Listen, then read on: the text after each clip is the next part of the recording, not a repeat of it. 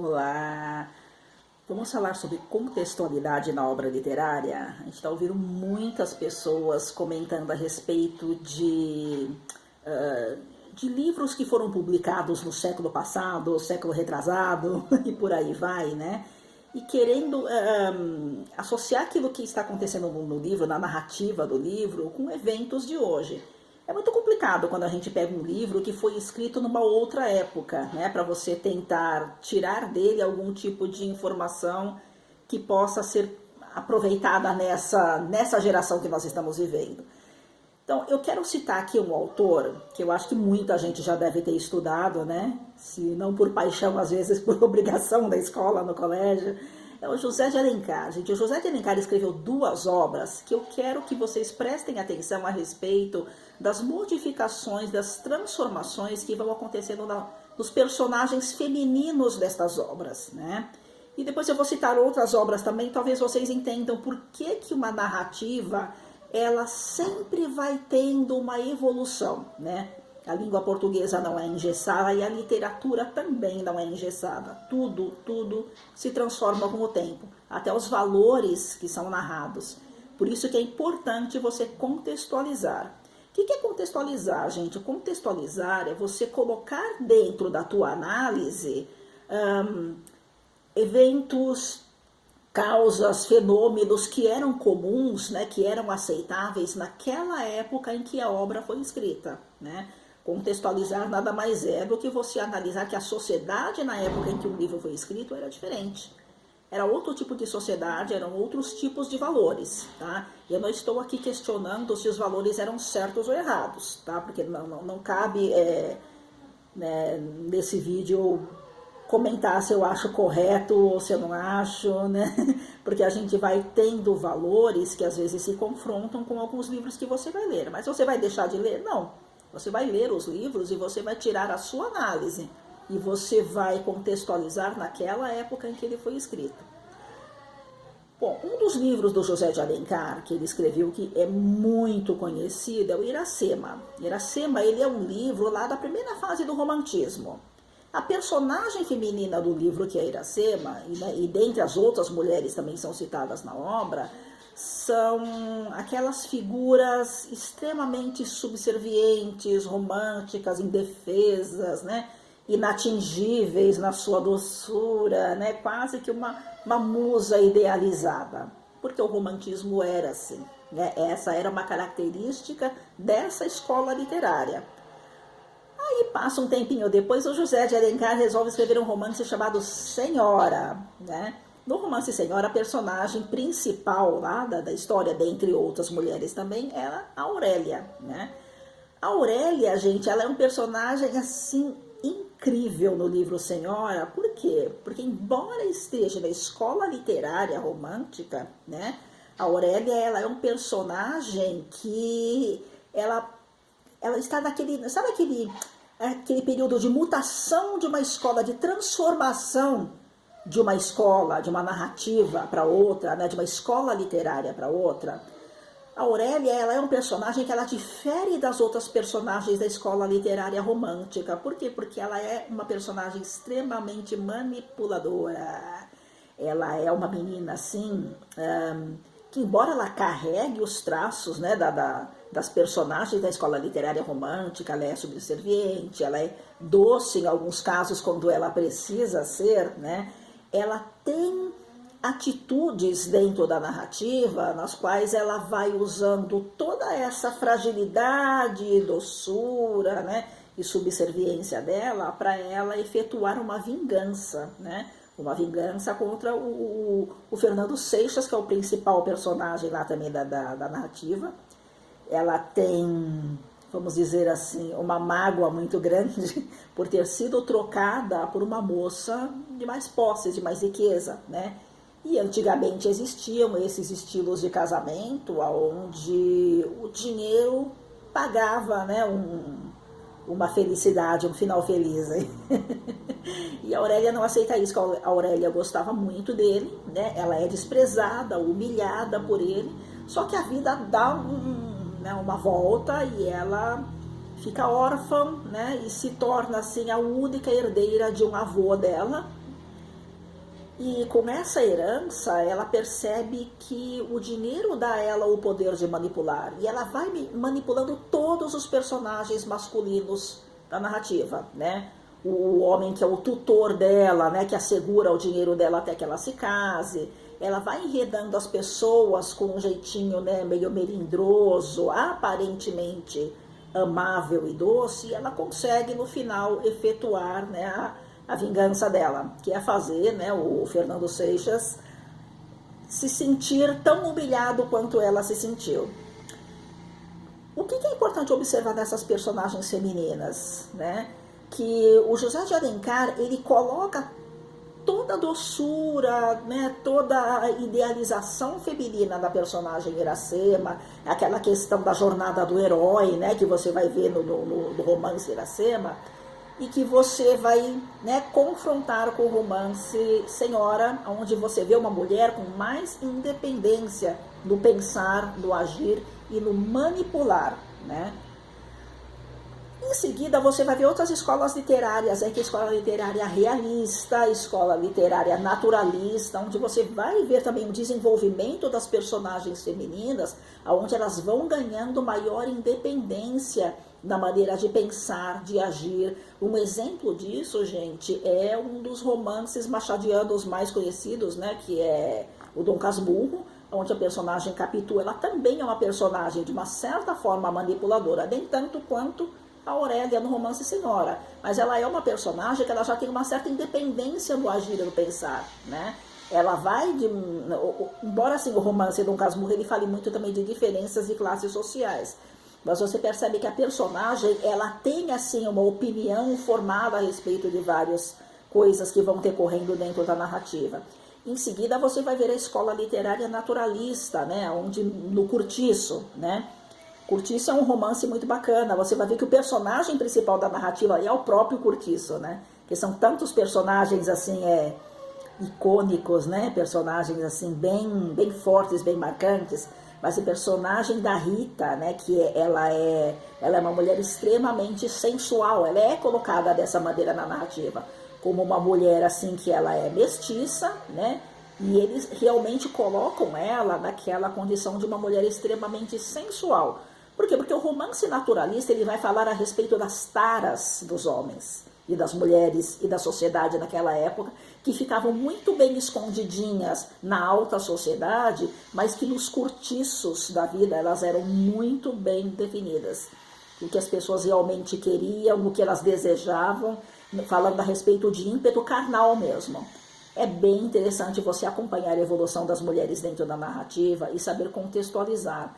Porque a época em que cada um desses livros foi escrito, existia um certo tipo de valor moral vigente e de valor moral que era escondidinho, que ninguém falava muito, mas que era importante para que os literários daquela época pudessem, né, como é que eu vou dizer, não é bem jogar na cara, mas mostrar para as pessoas o que acontecia realmente lá no coração do homem, e que ele precisava esconder e que às vezes só as narrativas literárias podiam esconder.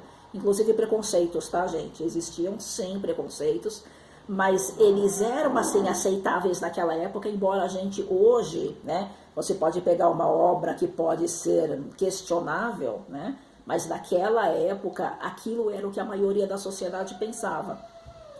Certo ou errado era o que a maioria da sociedade pensava naquele momento, século XVII, XVIII. Eu vou mostrar um livro aqui, gente, eu gosto muito do Eça de Queiroz, adoro Eça de Queiroz. E o Eça de Queiroz, ele é um escritor, assim, extremamente polêmico nas narrativas dele. O Crime do Padre Amaro, eu não preciso nem falar, né? Para quem já leu o livro, você vai saber que o crime do Padre Amaro não é exatamente a conjunção carnal que ele teve com a Amália, né? Que era vamos dizer assim, a personagem feminina da obra, né? Mas o que acontece no desfecho do livro, que eu não vou contar para que vocês leiam, por favor, leiam O Crime do Padre Amaro até o finzinho, vocês vão entender o que realmente o Eça de Queiroz quis dizer com crime, né? Com aquilo que é um atentado à vida. É uma coisa bem que acontecia muito naquela época, e até pouco tempo atrás em cidadezinhas aí do interior acontecia mesmo, meninas que às vezes engravidavam e o pai e a mãe não aceitavam, elas iam parar num convento, porque ela não tinha assim, ela não tinha uma escolha na vida dela. E ele aborda muito essa questão desse livro, né? Muitas vezes a mulher é tida como uma pessoa que ela não tinha vontade própria. E o decorrer da literatura vai fazendo com que a mulher se mostre uma figura cada vez mais empoderada e dona das suas decisões, né? As obras antigamente, especialmente, gente, aquelas obras mais antigas, eles colocam a mulher nessa condição subserviente, né? Era o que acontecia naquela época. Não dá para negar, gente, que a literatura era assim, né? Eu vou dizer que um livro é ruim porque ele foi escrito no século XVIII e abordava, né, uma escrava branca que era desejada pelo seu senhor. Era o que acontecia naquele momento, era a inspiração do autor naquele momento, né? Eu estou falando aqui, fazendo uma referência a Escrava Isaura, que é um dos livros assim mais lidos do Bernardo Guimarães, né? Bernardo Guimarães, ele é de uma fase da época literária que a gente vai chamar de fase condoerista, que é uma fase onde o romantismo ele teve um engajamento, né, social, engajamento ético, né, também, né, a respeito da libertação dos escravos, né? E é claro que posteriormente os outros autores, né, especialmente no Cortiço, vai mostrar que a liberdade dos escravos tirou eles das senzalas e colocou eles em cortiços, em pequenas favelas, né? Ele vai mostrando muito das injustiças que vai acontecendo com o povo, né? E depois nós vamos vendo em outras literaturas, avançando mais à frente do tempo, vamos dar uns saltinhos aí no tempo, lembrar de Grandes Sertões Veredas, os sertões, né? Onde você vai vendo essa população mais miserável, mais pobre, sofrendo com fome, com falta de água, com falta de tudo e com falta até de humanidade, onde você vai ver muito das obras do Guimarães Rosa. São obras incríveis, obras assim que eu recomendo muito que vocês leiam. Eu acho que eu já cheguei também a citar aqui uma obra do Graça Aranha que eu gosto muito, que é Canaã, né? É uma obra assim do período pós-guerra, é uma obra muito bonita, mas ela também choca por essa questão de mostrar o quanto nós somos preconceituosos, mesmo querendo fazer com que as pessoas acreditem que nós não somos. Porque o preconceito, o Guimarães Rosa, ele quer mostrar isso, que o preconceito, ele está dentro do homem, né? Ele está lá dentro. E combater isso, gente, é importantíssimo. Por isso que a literatura é tão rica, para expandir a sua mente, para abrir a sua mente, para ver de onde vêm as mazelas, as tristezas, né? E todo o sofrimento de um povo, né? E não é só do povo do Brasil, não, tá? Existem obras aí no mundo que eles vão mostrar como que as minorias às vezes são massacradas, né? E depois você só cria uma data bonitinha lá para comemorar, né? O massacre, a humilhação que você sujeitou àquela minoria, aquele povo, né? Achando que isso vai apagar a memória da história, e não apaga a memória da história. Um livro também que é muito bacana, se você quiser ver como que foi as injustiças cometidas contra os índios lá na América do Norte, tem um livro que é chamado Enterra em Meu Coração na Curva do Rio. Eu acho que é do Dee Brown, né? É um livro muito, muito bonito, gente. Ele é um livro em estilo, assim, documentário. Ele parece um documentário, mas com uma narrativa bem poética, porque ele vai contar uma história sobre a perspectiva do povo que é massacrado. É um livro que eu recomendo muito. E para quem tem interesse em saber como é assim, a perspectiva sobre a visão feminina da África, né? Os olhos femininos, a evolução da personagem feminina, eu recomendo aqui, aliás, super recomendo, gente, o Mia Couto. O Mia Couto é minha escritora, assim, que ele vai retratando a vida de aldeões na África de uma maneira extremamente poética, realista. Ele vai mostrando as injustiças e, ao mesmo tempo, as esperanças das mulheres na África. Então, fica aqui minhas diquinhas de leitura, gente. Leiam as fases do romantismo, da escola literária romântica. Leiam as fases da escola literária realista, da escola literária naturalista. E sigam aí com as obras e prestem atenção, muita atenção, na transformação das personagens femininas ao longo do tempo, ao longo da literatura, né? Prestem atenção como que as injustiças eram muitas vezes aceitas como normais há 2, 3 séculos atrás, e hoje nós questionamos, né? E não questionamos porque nós queremos, né, tirar livros de prateleiras, não é isso, né? Nós questionamos porque quando você questiona, você começa a ver aonde estão as injustiças para você tentar fazer com que elas não ocorram novamente, né? E leiam, leiam e leiam muito, leiam, porque a leitura ela abre mente. Gente, não é ler resenha de livrinho no Google, não, é ler o livro inteiro, é fazer uma análise, é prestar atenção em que época ele foi escrito, o que estava acontecendo no mundo naquele ano em que o livro foi escrito, o que aconteciam com as pessoas, como era um costume, de onde vinha a moda, né? Dom Casmurro vai falar muito disso, né? Da moda que vinha da Europa, da França, né? Tudo que vinha da França era moda. E a gente acabava pegando até coisas que no momento não eram adequadas para o Brasil, nem para a gente, nem para o mundo. Então, fiquem aí com uma boa leitura, aproveitem, façam a análise de vocês, façam uma análise com a cabeça, com a mente livre, né? Façam uma meditação antes e analisem bem como que era aquela história, como que era a vida daquelas pessoas daquela época e por que aqueles livros chamavam tanta atenção. E o Eça de Queiroz tem um outro livro também, gente, que eu queria muito indicar para vocês. Eu não sei se vocês já chegaram a ler O Primo Basílio. É uma história muito bem... Ele vai falando sobre certos personagens que, se você começar assim a contextualizar, talvez você encontre algumas figuras caricatas dentro da sua família.